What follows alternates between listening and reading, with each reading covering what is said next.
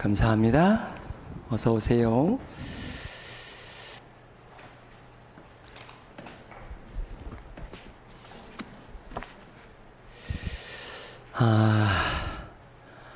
한 주 고생 많으셨죠?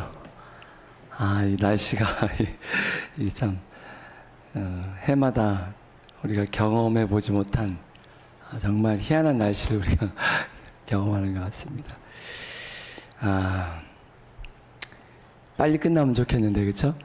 이 날씨가 당분간 계속 된다고 그래요. 아직 중복 말복이 안 끝났기 때문에 그런 것 같습니다. 그래도 우리가 우리 전종원 장님 며칠 전에 들어오셨는데 거기는 계속 덥잖아요, 그죠? 근데 저희는 조금 있으면 이제 선선한 바람이 불겠죠? 예, 그걸로 인해서 참 감사드리는 것 같습니다.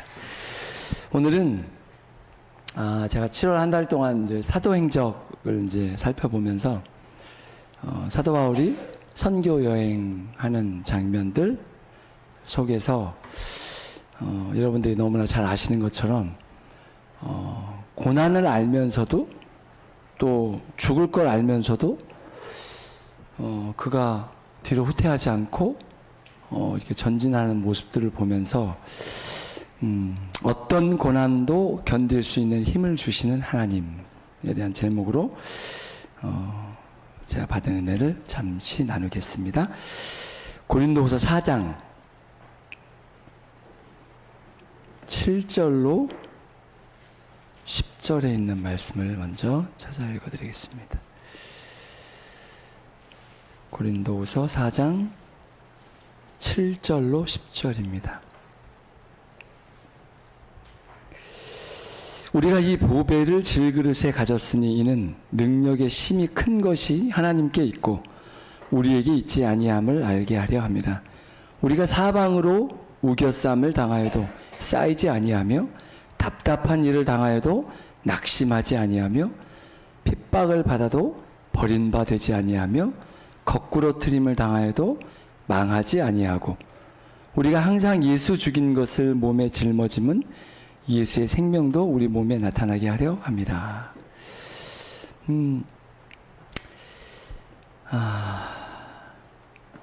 사도 바울이 예수님을 만나기 전에 어떤 사람이었죠? 어쩌면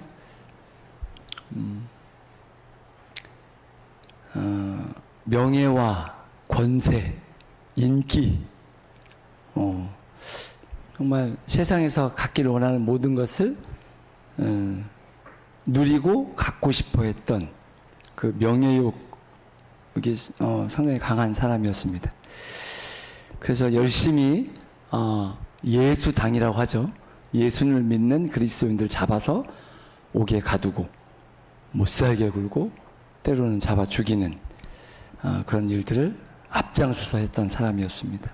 그러나 그가 다메섹 도상에서 예수님을 만나면서부터 변화된 삶을 사는데 변화된 이후에도 그 바울 본인은 변화가 돼서 열심히 예수님의 말씀대로 그리스도인을 살려고 하는데 핍박을 받았던 그리스도인과 사도들과 제자들은 어땠어요? 믿지 못했죠. 그래서 멀리하고 가까이 하지 않았습니다. 그래서 한동안 그들과 어울리지 못했습니다.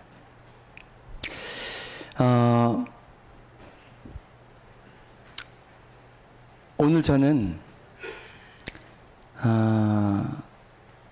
이 사도 바울이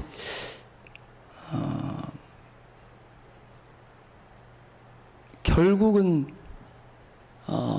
자기가 열심히 전하면 전할수록 많은 유대인들이 그를 쫓아다니면서 그의 일을 방해하고 어떻게 해서든지 그의 입을 막기 위해서 그의 목숨을 뺏으려고 하는 그 계획들을 알면서도 그가 뒤로 물러나지 않고 하나님의 일을 그리스도를 열심히 전한 그 일을 잠깐 살펴보겠습니다. 왜 그가 그 길을 선택하고 굽히지 않고 갈 수 있었을까? 그 이유가 무엇일까? 히브리서 11장 35절로 40절에는 그 이유에 대해서 이렇게 설명하고 있습니다. 히브리서 11장 35절에 있는 말씀입니다. 여자들은 자기의 죽은 자를 부활로 받기도 하며 또 어떤 이들은 더 좋은 부활을 얻고자 하여 악형을 받되 구차히 면하지 아니하였으며 또 어떤 이들은 희롱과 채찍질 뿐 아니라 결박과 옥에 갇히는 시험도 받았으며 돌로 치는 것과 톱으로 켜는 것과 시험과 칼에 죽는 것을 당하고 양과 염소의 가죽을 입고 유리하여 궁핍과 환난과 학대를 받았으니 이런 사람은 세상이 감당치 못하도다. 저희가 광야와 산중과 암혈과 토굴에 유리하였느니라. 이 사람들이 다 믿음으로 말미암아 증거를 받았으나 약속을 받지 못하였으니 이는 하나님이 우리를 위하여 더 좋은 것을 예비하셨은즉 우리가 아니면 저희로 온전함을 이루지 못하게 하려 하심이니라. 바울이 그가 전하고 뒤로 물러나지 않았던 것은 부활신앙이었던 것 같아요. 예수님께서 십자가에서 돌아가시고 3일 만에 부활하셔서 그 믿는 제자들과 많은 사람들에게 나타나셔서 이 세상이 곧 끝날 것이고 내가 다시 돌아올 것이다. 그런 확실한 말씀을 주셨을 때 사도 바울도 다메섹에서 예수를 만나면서 예수님께서 그에게 너가 나를 핍박하냐라고 이야기하시면서 바울에게 계시를 통해서 다 보여주셨다고 그래요. 그걸 통해서 그가 이 땅에서 당하는 모든 것들은 더 좋은 것을 주시기 위해서 우리에게 허락된 것을 알았다는 거예요. 사도 바울의 전도 경험을 간략히 요약해 보면 이렇습니다. 매맞음과 옥에 갇힘, 추위와 주림과 목마름, 육지와 바다의 위험, 도시에서와 광야에서의 위험, 동족의 위험과 이방인의 위험, 거짓 형제의 위험, 이 모든 것을 바울은 복음을 위해서 참았다고 기록하고 있습니다. 또 바울은 비방과 후욕을 당했대요. 꾸짖고 욕하는 것이 후욕입니다. 많은 사람들이 바울을 비난하고 조롱하고 욕했죠. 만물의 찢기같이 되었고 또 답답한 일과 핍박을 당하였고 사방으로 애워싸움을 당하였고 때마다 위험을 무릅쓰고 항상 예수를 위하여 죽음의 넘기움을 당하였다고 기록하고 있습니다. 사실은 바울을 더 힘들게 한 이유는 뭐냐면 한 믿음 안에 있는 사도들과 이 믿는 사람들이 그를 이렇게 받아주지 않는 그것이 상당히 많이. 그러니까 이게 뭐냐면 외로움이죠, 외로움. 이 조직 안에 속하지 못하고 홀로 쓸쓸히 있는 그 외로운 시간이 꽤 길었습니다. 그래서 바울은 어떻게 됐냐면 이 계속적인 반대와 폭풍, 원수들의 부르심과 동지의 저버림 가운데서 담대한 바울도 거의 낙담하였다고 그래요. 낙담 가운데 있었는데 그러나 그가 끝까지 그 믿음을 포기하지 않았던 이유는 이것입니다. 그는 십자가를 돌아보고 새로운 결심을 가지고 십자가에 못 박히신 그리스도에 대한 지식을 전파하는 일에 전진하였다. 그는 그리스도께서 자기보다 먼저 밟으신 피 묻은 길을 밟고 가는 데에 불과하다고 생각하였기 때문이다. 그러니까 자기가 지금 고통을 받고 있는데 이 길은 예수님이 먼저 가셨다는 거예요. 예수님이 가신 길을 자기는 쫓아갈 뿐이다라고 생각했기 때문에 그 길을 포기하지 않고 갈 수 있었다는 것입니다. 바울은 그리스도를 섬김에 있어서 확고한 자제와 엄격한 절제와 쇠하지 않는 열심의 중요성을 고린도 신도들의 마음에 생생하게 감명시켜주기 위해서 그들에게 보내는 편지 가운데 그리스도인의 싸움을 고린도 가까이에서 일정한 간격을 두고 열렸던 유명한 경주에 비교하였습니다. 이 경기들은 항의할 수 없는 엄격한 규칙들로 통제가 되었는데요. 상을 얻기 위해서 경쟁자로 그 이름을 등록하고자 하는 자들은 먼저 엄격한 훈련을 받아야 하였습니다. 그리스도의 싸움에 대한 상징으로서 이 경기를 언급한 바울은 경기에 임한 경주자들의 성공에 필요한 준비, 곧 예비 훈련, 절식, 절제의 필요성을 강조하고 있습니다. 지금 파리 올림픽 기간이죠. 우리나라에서 상당히 많은 올림픽에 금메달을 따는 소식들을 이제 접하게 되는데, 그 중에서 가장 두드러지게 우리나라가 잘하는 종목이 있는데요. 양궁입니다. 근데 양궁 선수를 국가대표로 뽑히기 위해서는 뭐가 제일 중요할까요? 네? 일반적으로 스포츠 경기 같은 경우는 우리나라 뭐 축구라든지 다른 경기들도 마찬가지인데 상당히 많은 돈이 들어갑니다. 선수가 되기 위해서. 그래서 뒷받침이 돼야 되고 하는데, 이 양궁은 가장 중요한 게 뭐냐면 실력이에요. 자기 실력. 실력만 있으면 국가대표에 뽑혀서 세계대회나 올림픽에 나갈 수 있는 거예요. 양궁은 자기가 올림픽 금메달을 땄다고 해서 그 다음에 나갈 수 있는 게 아니에요. 그 사람도 똑같이 다른 선수 수백 명, 수천 명이 있는 선수들하고 똑같이 경쟁을 처음부터 시작해서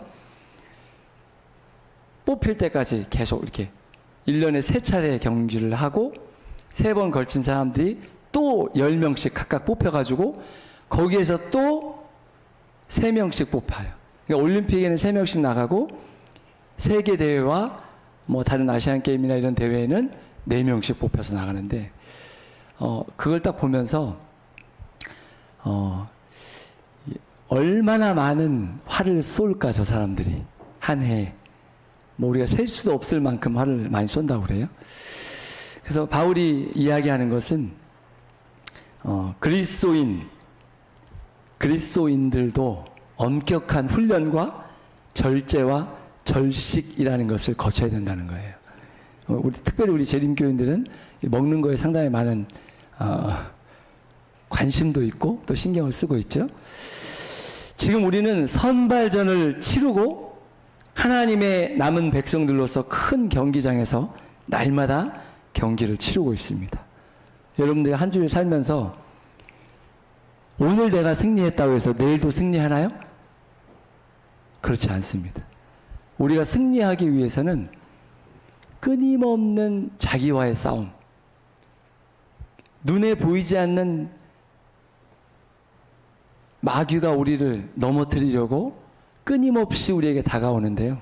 그 다가오는 거는요, 우리가 상상할 수도 없을 만큼 교묘하고 철저하고 정말 우리가 말씀을 붙들지 않으면, 기도 없이는 정말 하루를 이겨낼 수 없을 만큼 그러한 시기에 우리가 살고 있습니다. 우리가 이 경기에서 이기는 자에게는 이라는 말씀을 여러분 아시죠? 계시록에 이기는 자만이 영원한 생명을 얻게 되고 하나님께서 우리에게 그 보좌에 앉게 하여 주겠다 말씀하고 계십니다. 고린도전서 9장 25절은 이기기를 다투는 자마다 모든 일에 절제하나니 저희는 썩을 면류관을 얻고자 하되 우리는 썩지 아니할 것을 얻고자 하느라. 10장 12절 그런즉 선줄로 생각하는 자는 넘어질까 조심하라. 이스라엘 백성들이 출애굽 이후에 그들이 구원받았다 생각하고 어떻게 보면 기고만장해서 조금만 그들이 필요가 공급이 딸리면 끊어지면 그들은 하나님과 지도자 모세를 향해서 원망과 불평을 쏟아냅니다. 노예의 삶에서는 해방되었지만 그들이 완전한 구원을 얻은 것은 아니었습니다. 광야 생활이 지나서 그들이 가야 할 목적지 가나안 땅까지 그들이 가기 위해서는 순종만이 그들이 지속해야 할 일이었습니다. 10장 31절에 그런즉 너희가 먹든지 마시든지 무엇을 하든지 다 하나님의 영광을 위하여 하라. 유대인에게나 헬라인에게나 하나님의 교회나 거치는 자가 되지 말고 나와 같이 모든 일에 모든 사람을 기쁘게 하여 나의 유익을 구치 아니하고 많은 사람의 유익을 구하여 저희로 구원을 얻게 하라. 이런 말씀 주십니다. 참 많은 사람들이 우리가 열심히 일을 하지만 누구를 위해서 일을 합니까? 내 가족과 나를 위해서 일을 하죠. 하나님께서 우리에게 주신 말씀은 누구를 위해서 하래요? 많은 사람의 유익을 위해서 일하라고 하고 있습니다. 동족에 대한 사랑이 죽음도 아끼지 아니하도록 바울을 이끌고 있습니다. 사도행전 20장 22절 24절 가운데서 주 예수께 받은 사명 곧 하나님의 은혜의 복음 증거하는 일을 마치려 하면은 나의 생명을 조금도 귀한 것으로 여기지 아니하노라. 성령을 통하여 이 제자들은 예루살렘에서 바울을 기다리고 있는 위험에 대하여 경고하고 예루살렘에 들어가지 말라고 바울에게 간청하였지만 고통과 투옥에 대한 공포도 사도로 하여금 그의 목적한 바를 돌이키게 하지는 못하였습니다. 누가는 이렇게 기록하고 있습니다. 바울이 가이사랴에 체류하는 동안 한 선지자 아가보라 하는 이가 유대로부터 내려와 우리에게 와서 바울의 띠를 가져다가 자기 수족을 잡아 메고 말하기를 성령이 말씀하시되 예루살렘에서 유대인들이 이같이 이 띠 임자를 결박하여 이방인의 손에 넘겨주리라고 말하였다고 말합니다. 이게 무슨 얘기죠? 바울의 허리띠 같은 띠 하나를 가지고 와서 이 선지자가 자기의 두 발목을 단단히 묶어 매는 거예요. 그러면서 이 띠 임자가 이렇게 될 거다. 그래서 이방인의 손에 넘겨질 거다. 이방인이 누구죠? 로마의 손에 넘겨지는 거예요. 이 이야기를 듣자 누가는 어떻게 되냐면 그 말을 듣고 우리가 그곳 사람들로 더불어 많은 제자들죠. 말씀을 듣고 제자된 사람들과 더불어서 바울에게 예루살렘으로 올라가지 말라라고 권하였다고 합니다. 간청했다고 그랬어요. 그러나 바울은 의무의 길에서 벗어나고자 하지 않았습니다. 그는 필요하다면 감옥과 죽음에 이르기까지도 그리스도를 따르고자 하였습니다. 사도행전 21장 13절에 바울이 이렇게 말하고 있습니다. 너희가 어찌하여 울어 내 마음을 상하게 하느냐? 나는 주 예수의 이름을 위하여 결박받을 뿐 아니라 예루살렘에서 죽을 것도 각오하였노라. 이제 형제들은 그의 의도를 꺾지도 못하면서 그를 고통스럽게 하였다는 것을 알고 떼쓰기를 멈추게 됩니다. 세상을 구원하기 위해 메시아가 저희 가운데 오셨지만 이 어리석은 백성들은 그의 기별을 거절하고 십자가에 못 박아 죽이게 됩니다. 예루살렘 성벽이 돌 하나 위에 돌 하나도 남기우지 않고 멸망할 것을 말씀하신 이 예언이 이제 곧 이루어질 것을 생각할 때 바울 사도는 애가 탑니다. 이 성이 곧 어떻게 돼요? 멸망당해서 많은 사람이 죽을 것이고 이 아름답고 황홀한 성은 어떻게 돼요? 돌 하나도 돌 하나 위에 겹쳐지는 것 없이 다 허물어질 것을 예수님께서 말씀하셨죠. 이제 예수님이 돌아가시고 하늘로 승천하신 다음에 이제 때가 얼마 남지 않은 거예요. 이 예언이 이루어질 때가. 그러니까 마음이 막 애가 타는 겁니다. 이 많은 사람이 복음을 듣고 그리스도를 받아들이고 돌아와야 되는데 지금 어리석음 가운데 있는 거예요.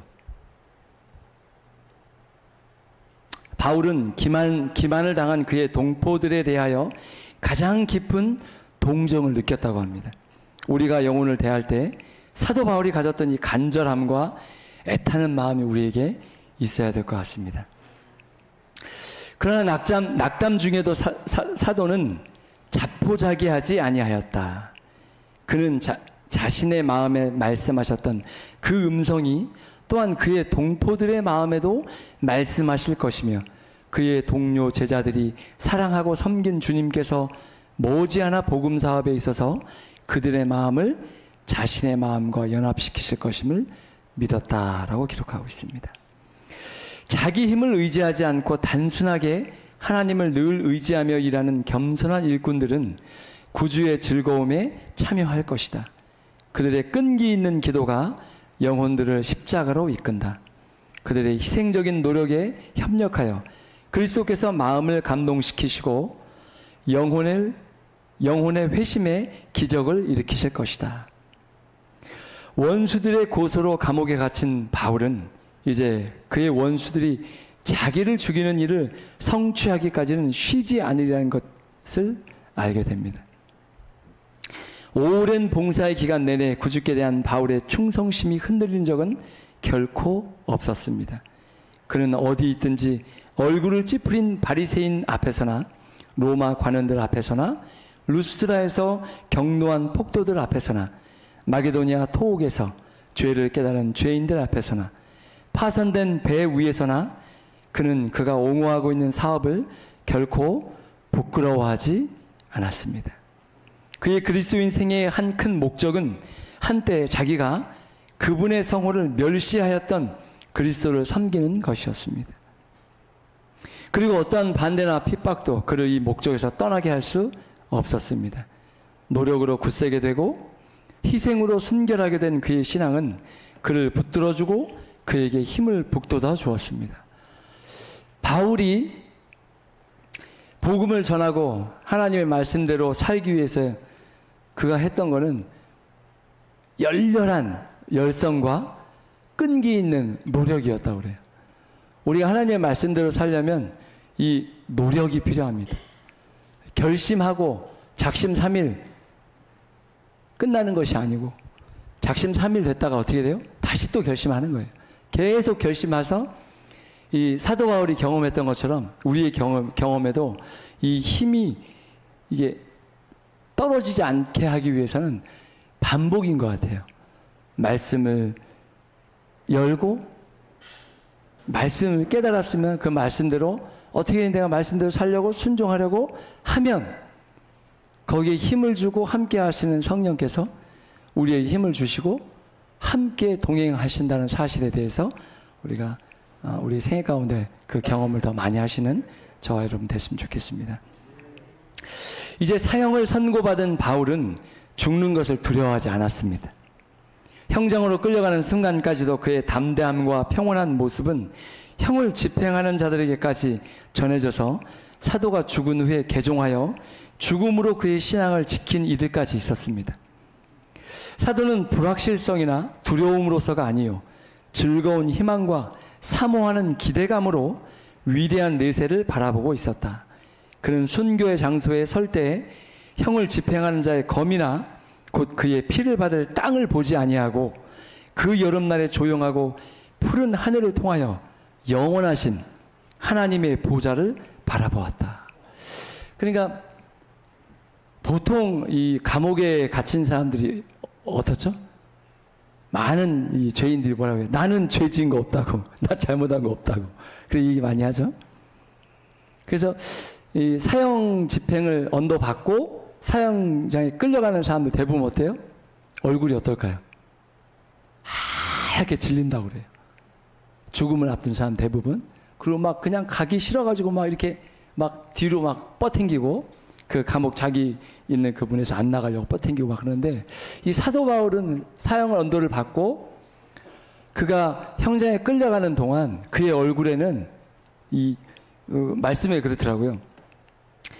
이 내세를 위한 그 말씀으로 인해서 희망과 이제 곧 그가 사랑하는 예수님을 볼 그 기대에 찬 얼굴 그런 거 있잖아요. 우리가 뭔가 막 갖고 싶었고 가고 싶었고 어떤 막 그런 것이 있으면 우리가 막 그 아직 나에게 이게 와닿지 않고 보여지지 않았지만 내일이면 아니면 곧 있으면 내가 이것이 내 거가 되고 이게 보게 되는 어떤 그런 만나게 되고 보게 되는 맛보게 되는 그런 거에 대한 희망과 기대를 통해서 우리가 알 수 있는 것처럼 사도 바울이 그런 마음으로 형장에 갔다는 거예요. 그 옆에 형을 집행하기 위해서 집행관들이 이 사도 바울을 끌고 갔을 거 아니에요. 그의 모습 속에서 이 사람들이 감동을 받은 거예요. 감동을 받고 이들이 어떻게 해요? 그 사람의 얼굴과 그 모습 속에서 거룩함과 경건함과 이 고상한 그 바울의 모습을 통해서 전도가 된 거예요. 전도가 됐고 그 사람을 통해서 그 형장에 있던 몇몇 사람들이 그리스도를 받아들이고 사도 바울이 예수님 때문에 죽었던 그 피 흘렸던 자리에 그들이 그 자리에 섰다는 거예요. 참 많은 감동이 있었습니다. 갈라디아서 2장 20절에 이런 말씀이 있죠. 믿음의 고백입니다. 내가 그리스도와 함께 십자가에 못 박혔나니 그런즉 이제는 내가 산 것이 아니요 오직 내 안에 그리스도께서 사신 것이라. 이제 내가 육체 가운데 사는 것은 나를 사랑하사 나를 위하여 자기 몸을 버리신 하나님의 아들을 믿는 믿음 안에서 사는 것이라. 그의 마음은 마지막 날에 내가 이를 다시 살리라 하는 구주의 약속을 붙잡는다. 그의 생각과 소망은 주님의 재림에 집중된다.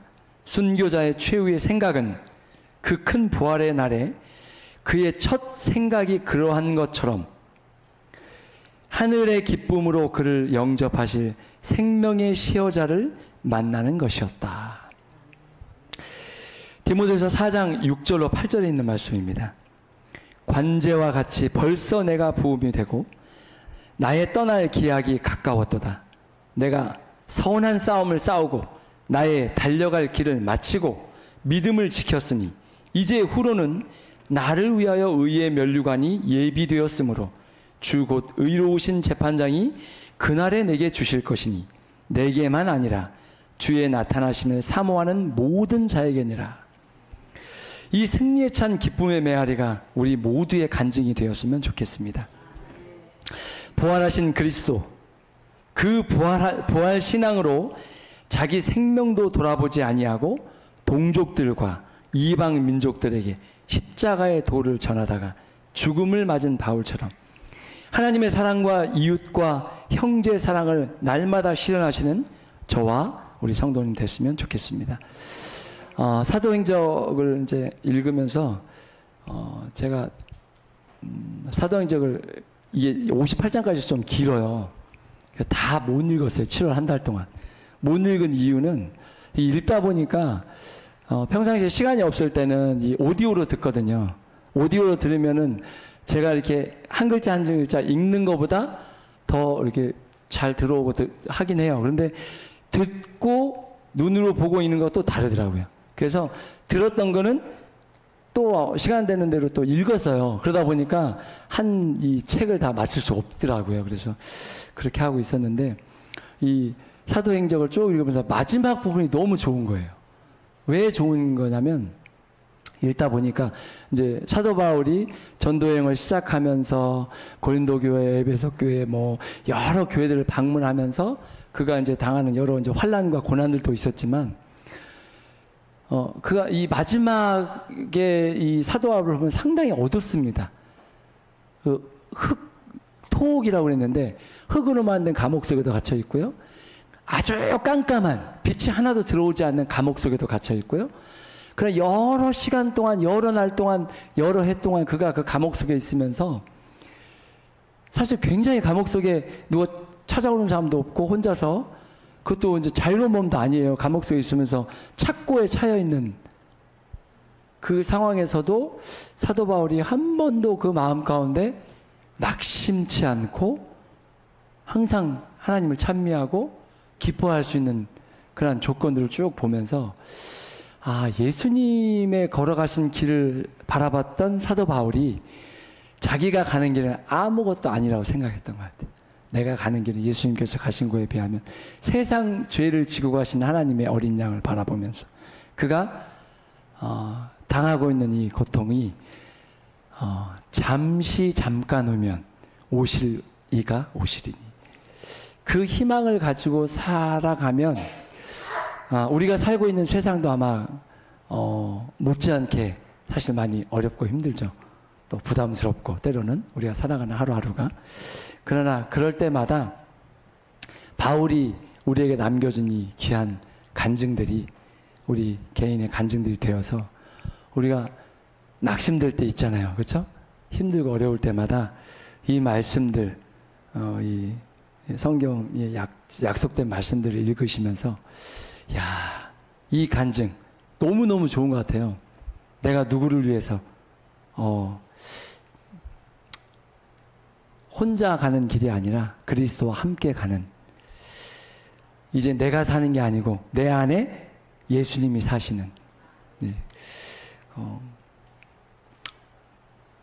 우리의 삶을 통해서 하나님께 영광을 돌려드리는 그런 귀한 삶을 살아가시는 저와 또 우리 규례교회 모든 성도님 되었으면 좋겠습니다. 기도하고 이 시간 예배를 마치겠습니다.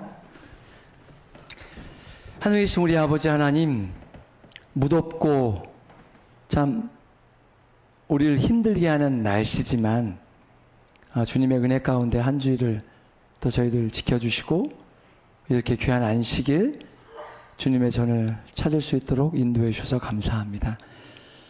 이 시간 사도 바울의 전도 여행을 통해서 그가 참 너무나 많은 핍박과 어려운 일들을 당했지만 그가 불평, 원망하지 않고 하나님께서 그에게 주신 사명을 따라서 순종하며 죽기까지 충성했던 그 귀한 본을 우리가 본받기를 원합니다.